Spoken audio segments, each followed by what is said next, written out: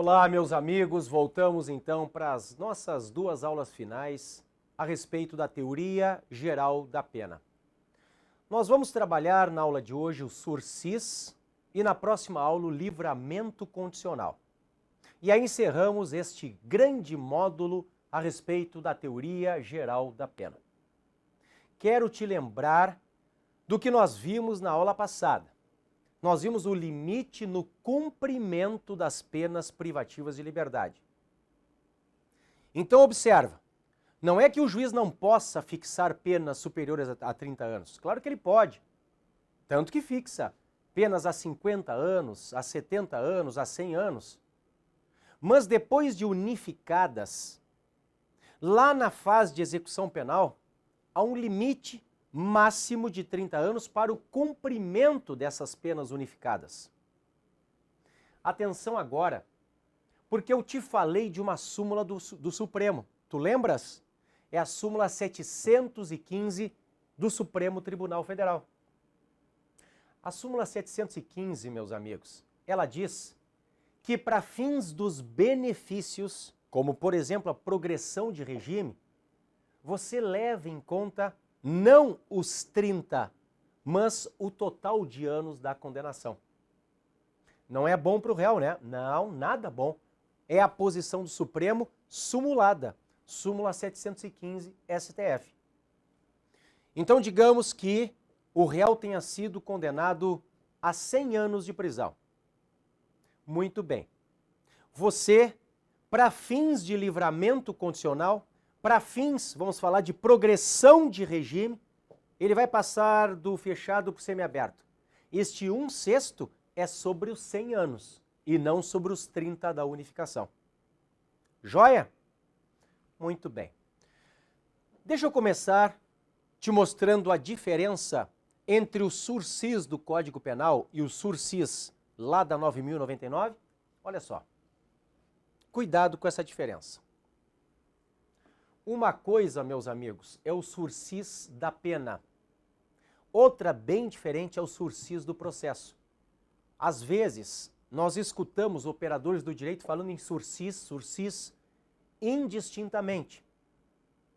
O sursis da pena é o que nós vamos estudar na aula de hoje, o artigo 77. Não confunda com o sursis do processo, o sursis processual. Artigo 89 da 9.099, que é a lei do juizado especial criminal, o GECRIM.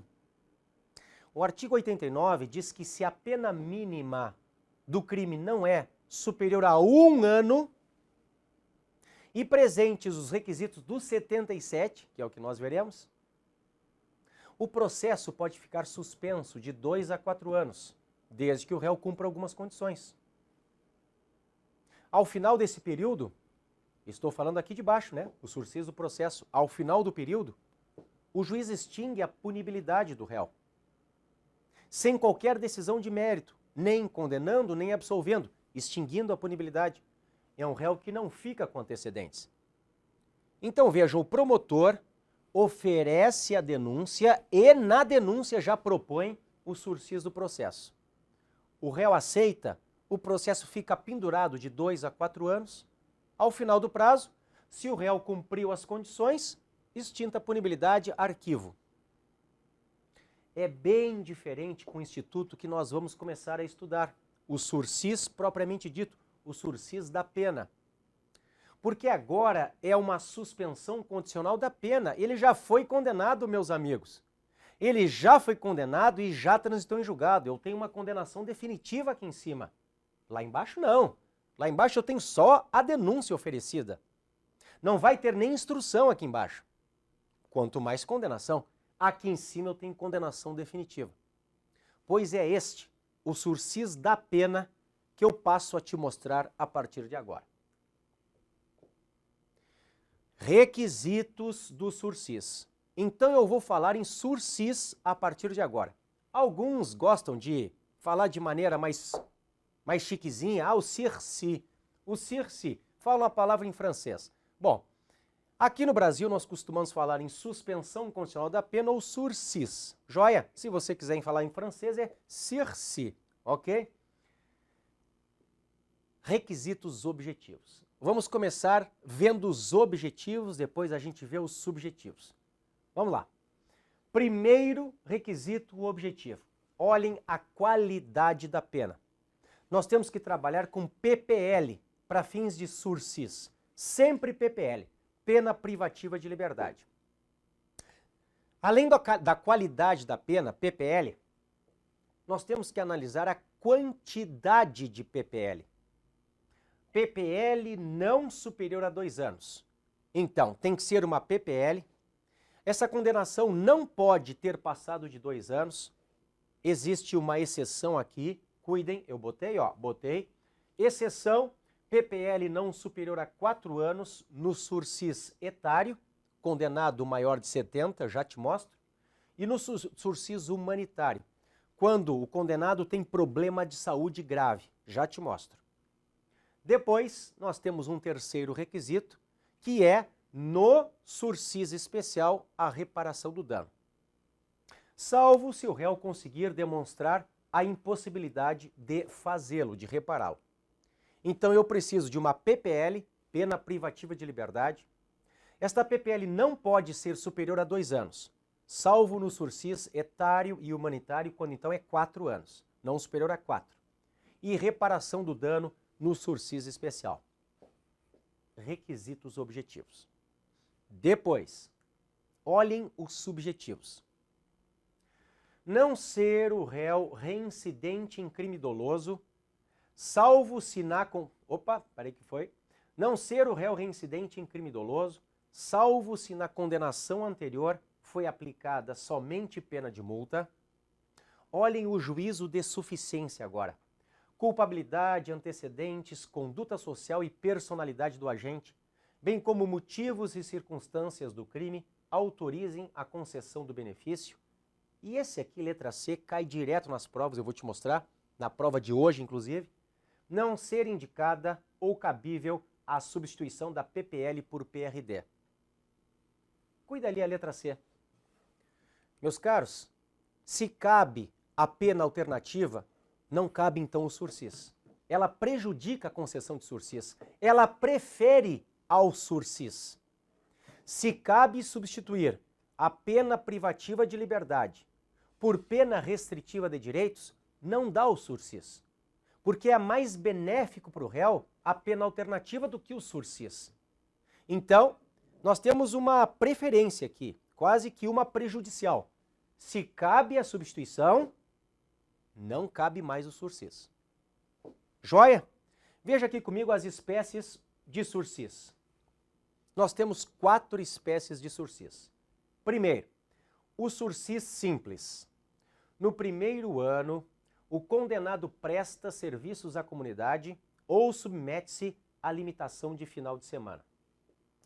No sursis simples, ele tem que cumprir, então, penas alternativas, no primeiro ano do período de prova. Letra B, sursis especial. O condenado não precisa prestar a prestação de serviços à comunidade ou se submeter à limitação de final de semana. Só que lembra, no simples ele não precisa reparar o dano. No especial ele precisa, salvo impossibilidade de fazê-lo. Tá? Letra C, o sursis etário. Condenado maior de 70 anos. Letra D, o sursis humanitário.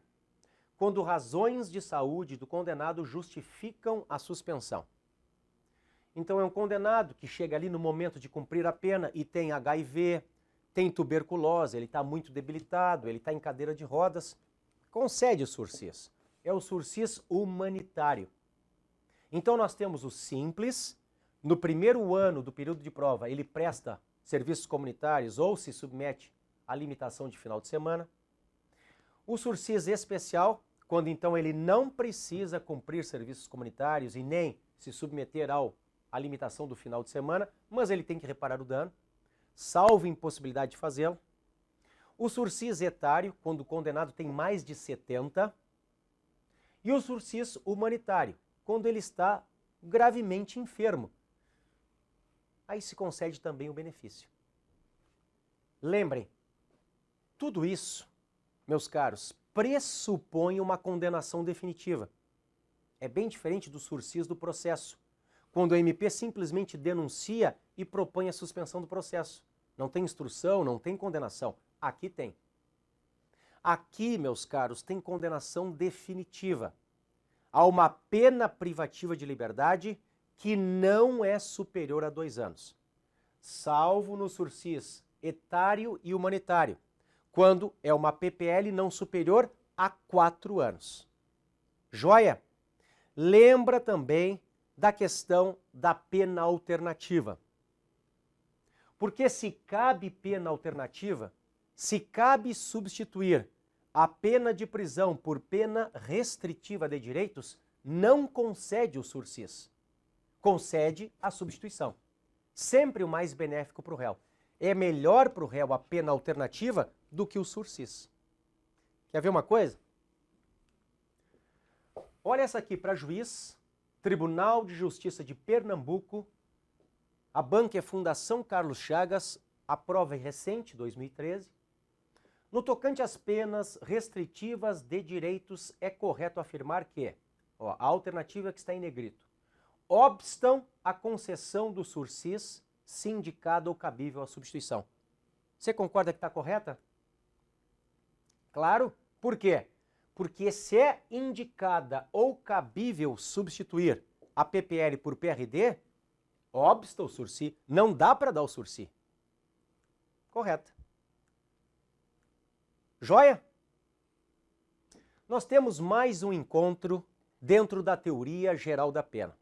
Neste próximo encontro, eu quero analisar contigo o importante Instituto do Livramento Condicional.